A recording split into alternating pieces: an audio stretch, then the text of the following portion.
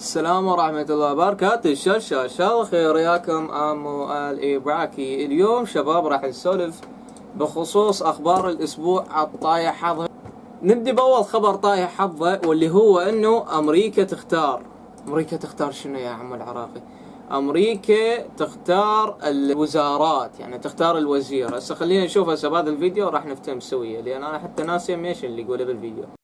كشفت مصادر أن واشنطن أبلغت عددا من القيادات العراقية بأن مناصب مهمة في الحكومة المقبلة ستكون من اختيار واشنطن حصرا.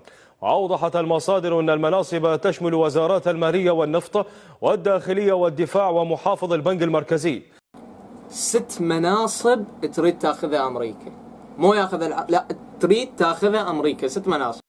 مؤكدة أن واشنطن شددت على منع أي تدخل خارجي، لا سيما من أطراف إقليمية في عملية منع أي تدخل خارجي على أساس العراق مال أبوهم، على أساس يعني ما هو العراق هو أصلا عراقي، المفروض اللي قرر منه اللي قرر هو عراقي، بس أمريكا لا، هي بعدها غباوات هاي بعد الأمريكية. شو يقول لك؟ يقول لك أنا ما أريد أنا وعد من الخارج يتدخل أو إقليم يتدخل. انتم شنو بويتهم؟ محافظتهم من محافظات العراق أمريكا مثلا؟ معقولة نسمي الولايات المتحدة العراقية؟ أمريكا بعد طيحان حظها. اختيار الشخصيات المرشحة لتولي هذه الحقائب. وأضافت التقارير أن المبعوث الأمريكي الجديد لترامب سينطلق من هذه الثوابت في عمله المقبل. يعني هذا اللي جاي تشوفونه اللي هو مارك سافايا، هذا اللي جاي تشوفونه مارك سافايا هذا، يعني هذا مارك سافايا هو اللي راح يحدد الرئاسات مال الوزارات اللي هم يريدوا لنا الستة. يقول انه اريد ان اجعل العراق عظيما مرة اخرى. هاي هو يقولها صديقه ترامب، يقول let's make America great again، او خلونا نسوي امريكا يعني عظيمة مجددا. فاحتمال يعني ما هو سبحان الله، احتمال يعني مارك سافايا شوي يحط راسه براس الحكومة العراقية، ما تدري، احتمال هيك يروح يجيب له مثلا فد كم قوة ويقول بويتهم طلعوا برا، انا بكيفي انا اريد اقرر لان انا مبعوث. هاي امريكا تقول لك انا ما اريد تدخل خارجي، وامريكا هي اصلا خارجي. وايضا المفوضيه اللي هي مال الانتخابات تصادق على استبعاد المرشح اللي هو سامر جيرماني. للي ما يعرف سامر جيرماني فخلونا سويه اشوفكم يعني اللي مسويه سامر جيرماني وليش استبعدوه، يعني احتمال. فخلونا نشوف 1 2 3 4 5 6 7 8. احنا قبل ما نبلش نقول نداء الى قاعده الزنوبه. يا اخي احتمال الاهات مات يعني مو ذيك ابوك انت فاستبعدوا. يا اخي ما تدري، احتمال يعني الاه ما كانت قويه فاستبعدوه بسبب هذا الشيء. سبحان الله. وسبحان الله من المجتمع العراقي حط راسه براس سامر جيرماني، يعني خطيه اوكي، هو يعني ضحك مره 3 4 9 18 مليار مره، بس كافي والله مليانه. يعني الخبر اللي بعده واللي هو ابو الخير اللي هو نوري المالكي، يعني تقريبا تقدر تحسه تقريبا قال انه السوداني مطبل تقريبا، والله احنا ما راح نجزم احنا ونقول 100%، بس تقريبا هذا اللي فهمته من كلام. ما ادري، سمعوا وياي وخلونا يعني نحكم. 1 2 3. هو مؤتمر السلام بالشرق الاوسط شنو يعني؟ تطبيع واتفاق وحل مشاكل. يعني شنو ترامب هذا العمل اللي قام به وضغط من اجله واجى بطيارته في يوم استلام الرهائن وعقدوا مؤتمر شرم الشيخ، شنو حتى يصير قضية مجاملات بين الرؤساء؟ الذي حصل في شرم الشيخ هو هذا تطبيع.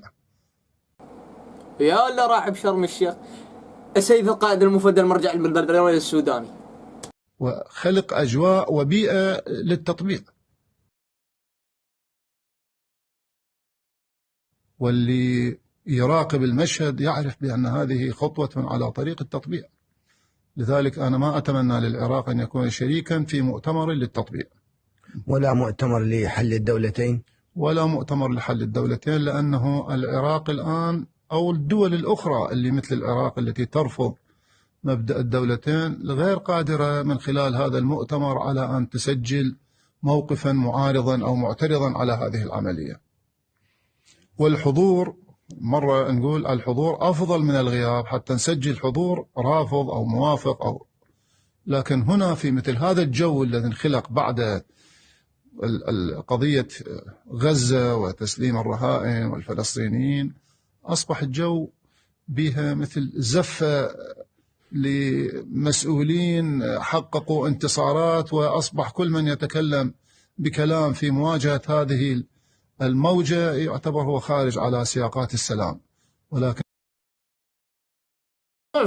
فتقريبا هو قال انه زي قال المفاد العظيم السوداني يعني مشارك بالتطبيق تقريبا. والله انا ما ادري، بعد يسألوا نور المالكي والله الرقم مالته وليش ما حاط بيه واتساب، والله ما ادري الصراحه. جمهوريه العراق، هيئه النزاهه الاتحاديه، دائره الوقايه، العدد الى المفوضيه العليا المستقله للانتخابات، رئيس الاداره النيابيه.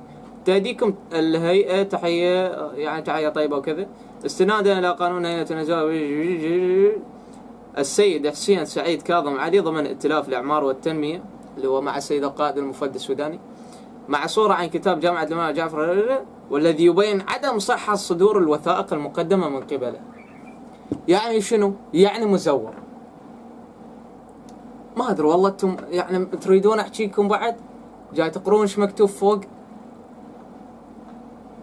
سوي لكم والله حتى صارت كان شنو لري، صارت مو سري. صلى الله على محمد. خبر اللي بعده هو جفاف يضرب نهر العز في محافظة ميسان، ومخاوف من هجرة جماعية للسكان وسط مطالبات بحلول حقيقية لمشكلة شح المياه. صار جفاف، وهذا الفيديو مال الجفاف خلينا نشوفكم.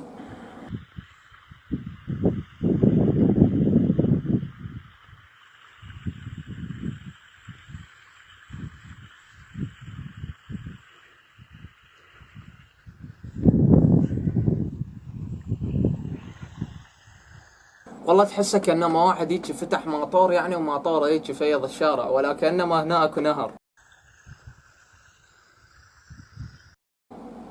هذا هو الفيديو عن جفاف نهر العز في ميسان. بالإضافة إلى هذا ما جاي أشوفك تسليط إعلامي على موضوع يعني الجفاف، يعني جفاف دجلة. تدرون إنه دجلة أصلا جفت، يعني دجلة أمين بيها جفاف، يعني دجلة جفت وهذا النهر العز هسه جف، واكو أمين هواية من الأنهار وبحيرات وما أدري شو يسموها، وهذا جاي جفن يعني. بس ما شفت لي فد يوم تصريح، فد يوم قناة إعلامية يعني قالت بويا السبب 1 2 3 والحل 1 2 3 والمسبب 1 2 3. ما شفت هذا الشيء. ليش؟ والله ما سبحان الله بعد هو كذلك. هذا شخص عراقي متطوع بالجيش الروسي تم إلقاء القبض عليه، نفس ما جاي تشوفون هالشكله، وهذا جو يعني كتابات وكذا. اعتقلوه بأوكرانيا حسب ما أتذكر، يعني حسب ما شفت الخبر. خلونا نسمع من عنده شنو القصة. كمان نبيل خلف أمناتي من العراق من مواليد 1999 شهر السابع يوم 9. أتيت إلى روسيا بفيزا سياحية، ثم عملت في مطعم، ثم أمسكتني الشرطة إن كان ليس لدي فيزا عمل، وأتوا بي إلى مركز وأجبروني على توقيع العقد، وثم وقعت، وقالوا لي إن لم توقع ثم نسجنك ونحكم عليك في السجن 20 عاما، وأنا كنت خائف وكنت لا أريد الذهاب إلى الجيش. ثم بقيت في المركز 3 أيام، ثم ذهبوا بي إلى معسكر لن أعرف اسمه، ثم بقيت به من 3 إلى 4 أيام، ثم ذهبوا بي إلى معسكر التدريب. قد بقيت في معسكر التدريب 19 يوما، وكانوا يدربوني على الدراجات. كانوا يعاملونني بقساوة، يعاملونني كالحيوان، يضربونني. أقول لهم أنا أريد الطعام من السوبر ماركت، لن يأتوا بي بالطعام. وكانوا معي أيضا أجانب من كينيا وغانا، أيضا يعاملهم نفس تعاملي، يعاملهم كالحيوان ولا يحترمونهم ويصرخون بوجههم. نعم. وثم ذهبوا بي إلى قرية، فبقيت في القرية 5 إلى 6 أيام، وثم ذهبوا بي إلى نقطة التحميل، من ثم أعطوني في الطعام، وثم عبروني النهر، ومن ثم نمت في خندق وكنت متبللا، ورأيت الجثث ورأيت الرائحة الكريهة، ورأيت ما رأيت من رائحة كريهة. ومن ثم ذهبنا لكي نودي الطعام، وضربتنا الإدرون، من ثم تهتف درون. أكثر حاليا الضربات والفيديوهات المشهورة اللي جاي يشوفها عن حرب روسيا وأوكرانيا هي حرب مال درونات، يعني برية هو أكبر. بس حتى في اليوم يعني شفت لي فيديو هيك سيارة هيك جاي تمشي، أتذكر روسية، جت مسيرة هيك جوا، والله ما أدري ستة جاتك مسيرة، هي طرقعت الله، سد الباب وطب جو، فتح الباب مال السياره، الدرون طبت جوا فلشتهم تفلش كلها كتله في الغابة، ولقيت الجيش الأوكراني ثم سلمت نفسي إليهم. أنا في سبب الروس شبكة عيني ضعفت وأذني لن أسمع بها، هم دمروا حياتي، وأنا أشكر الأوكرانيين، هم ساعدوني وأنا أشكرهم جدا جدا. خلص الفيديو. وكو مشكلة واللي هي تذكرونها بالفيديو السابق او قبل او قبل والله ما ادري ايش وقت، بس سولفت قلت انه اكو موضوع اللي هو العراقيين اللي بالجيش الروسي. قلت لكم اكو مشكلة انه ما عندي معلومات، ولحد الان انا ما عندي معلومات، والله ما ادري يعني شو السالفة. بس اكو بعض الاحيان يعني ناس تقول اكو ناس متنفذة ترسل، اكو ناس تقول لا اكو عراقيين هم هناك يروحون يعني مثلا يخالفون قوانين فشي يسوون بدال السجن يذبون بالجيش، يعني فهمت شلون؟ بس ما ادري سبحان الله بعد نعم هو كذا. طيب اكو تحذير اللي هو هذا الصراحة تحذير غريب يعني صادر من قبل الحاج شبل الزيدي، يقول عندما ينفذ اصحاب سرقة القرن بجريمة ويقول يعني جاي يقول انه اكو شخص يعني صاحب سرقة القرن اللي هو نور زوير، المشكلة هو قبالي والماوس عليه بس ما جاي يشوفه، كبرنا بعد. نور زوير المهم صاحب سرقة القرن جاي يقول عنه شبل الزيدي، جاي يقول انه ما شكلوا قائمة انتخابية وفتحوا قناة فضائية ويزعمون الهبار. فهنا هو مربط الفرس، هذا المهم هذني اخر 5-4 اسطر. إن لم يحاسب نور زهير ومن وراءه ومن على شاكلته ويطبق القانون ونكف ونقطع أيدي الفاسدين، فإن الأمر سيصل للشعب يوما ليطبق القانون بالطريقة العراقية المعتادة. سحل بالشوارع، تعرفون شنو يعني سحل بالشوارع؟ يعني انقلاب. ليش؟ من هو اللي سوى سحل بالشوارع؟ أشهر واحد سوى سحل بالشوارع اللي هو عبد الكريم قاسم، كض العالم المالكي أبوه تجعد هو طبعا مو قتلهم، ماكو دز يعني كم واحد قتلوهم انهم سحلوا الجثث مال العالم المالكي نحلوا باتهم. فالطريقة العراقية المعتادة سحل بالشوارع بمعنى انقلاب، بعد هذا الانقلاب يكون سلمي، مع انه ما كان انقلاب سلمي، انقلاب عسكري نفس اللي صار بالعالم الملكي ما ندري، بس هو بعد قال اذا ما يطبق القانون بعد يصير سحل بالشوارع. بعد الحكومة العراقية والله ما ادري ايش عليه انا، هذا حاج شبل الزيدي وجاي يقول هاي التغريدة ايش وقت؟ يمكن تغريدة اي ب 26 تشرين الاول 2025، يعني قبل تقريبا 6 ايام، يعني ما صار له اسبوع. الخبر اللي والله هو مو خبر، هو نقدر نقول يعني مضحكة صرنا الأمة محمد بسببه، واللي هو هذا. تعالوا خلونا نسمع هذا الشيخ والله شو يقول. يدخل الجنة كل يدخل الجنة، شوف كل من انتخب السيد طالب زيدان الموسوي.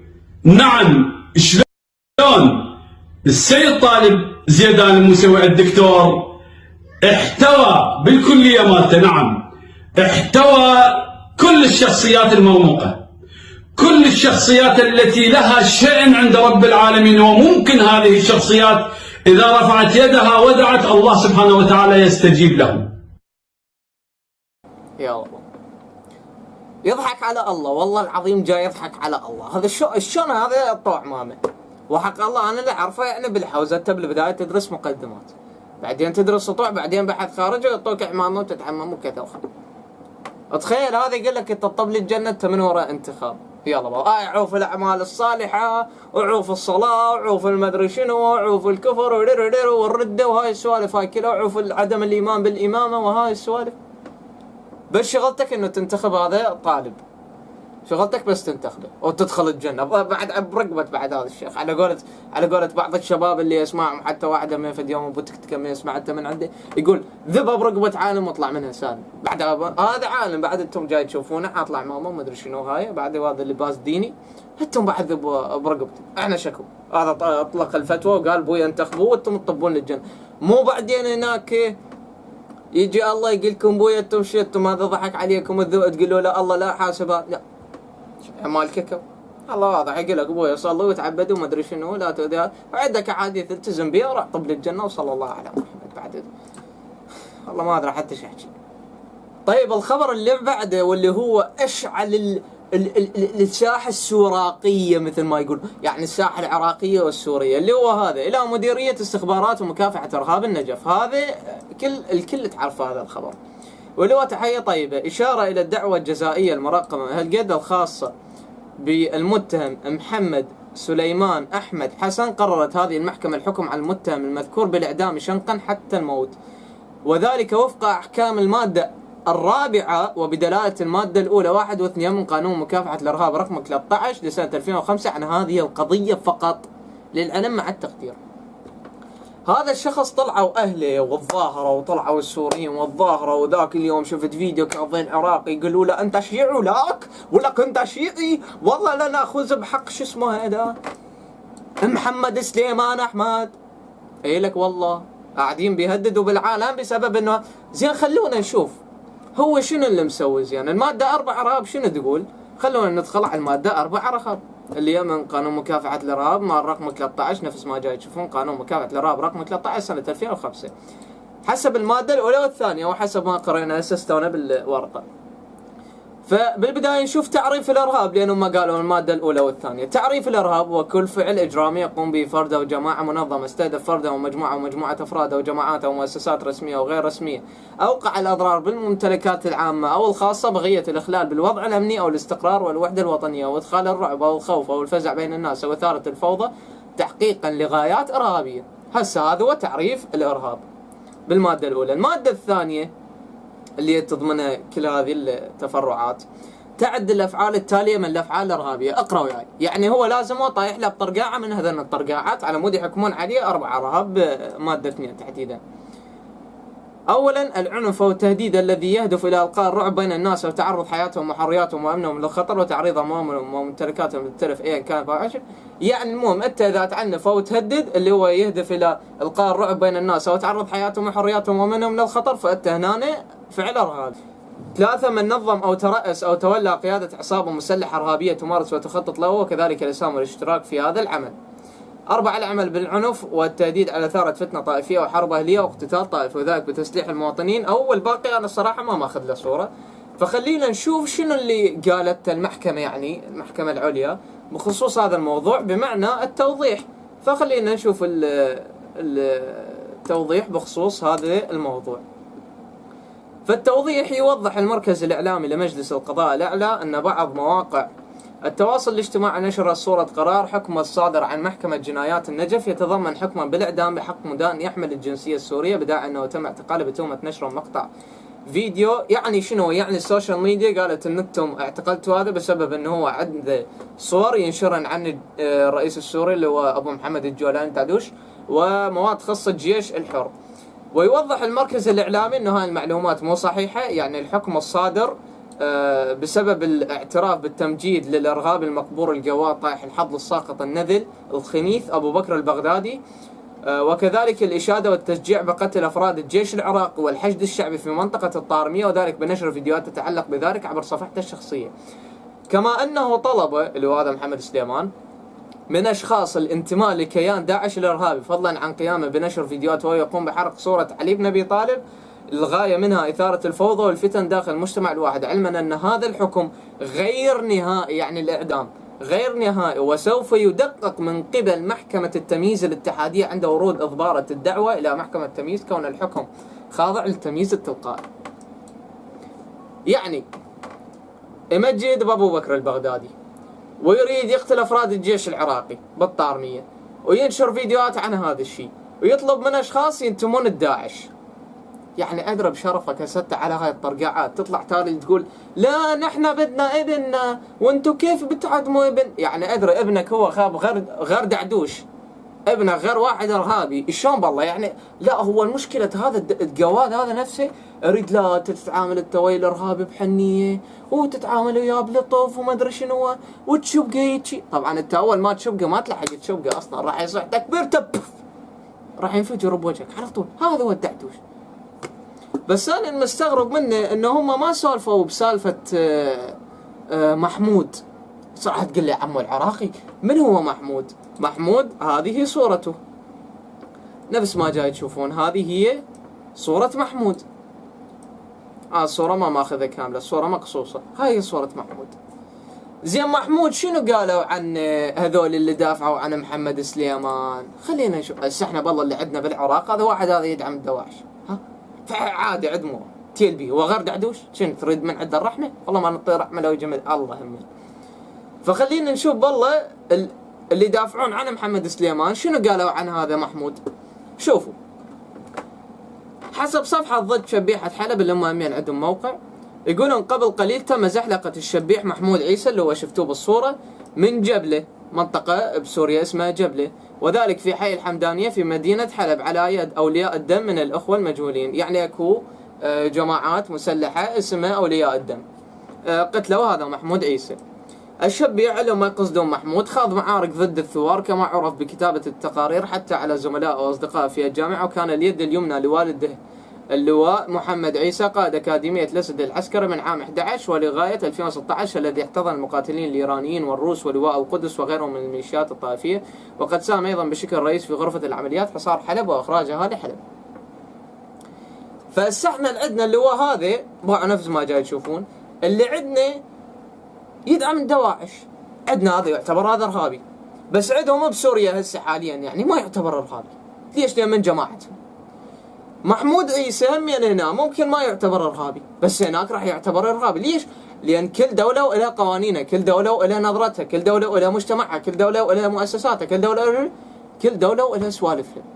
فانت ما تطلع انت كسوري وتقول لي لا محمد سليمان رجعوا لنا ابننا.